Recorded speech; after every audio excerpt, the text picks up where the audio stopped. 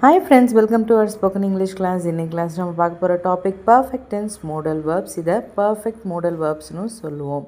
அதில் ஃபர்ஸ்ட்டு நம்ம பார்க்க போகிற டாபிக் would have. இது could have, should have, must have, might have, இந்த மாதிரி நிறையா இருக்குது. பட் இன்றைக்கி நம்ம பார்க்க போகிறது would have பார்க்க போகிறோம்.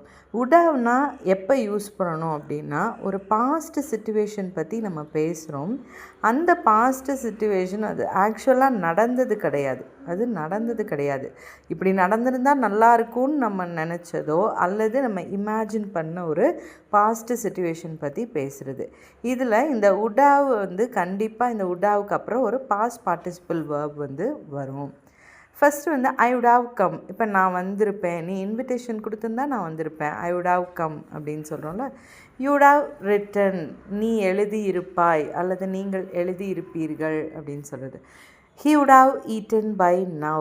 அவன் இந்நேரம் சாப்பிட்டிருப்பான். இது மாதிரி நம்ம அடிக்கடி பேசுவோம். அவன் இந்நேரம் சாப்பிட்டிருப்பான். she would have forgotten. அவள் மறந்திருப்பாள். ஏன் நீ கொண்டு வரல, ஏன் ஃபோன் கொண்டு வரல, இல்லை அவள் மறந்திருப்பா. she would have forgotten. இந்த வீடியோ உங்களுக்கு பிடிச்சிருந்ததுன்னா நம்ம வீடியோவை லைக் பண்ணுங்கள், ஷேர் பண்ணுங்கள், நம்ம சேனலை சப்ஸ்கிரைப் பண்ணுங்கள். நம்ம கிளாஸில் ஜாயின் பண்ண விரும்புனீங்கன்னா இந்த நம்பருக்கு வாட்ஸ்அப் பண்ணுங்கள். டீட்டெயில்ஸ் நான் உங்களுக்கு சென்ட் பண்ணுறேன். தேங்க்ஸ் ஃபார் வாட்சிங் த வீடியோ. பாய்.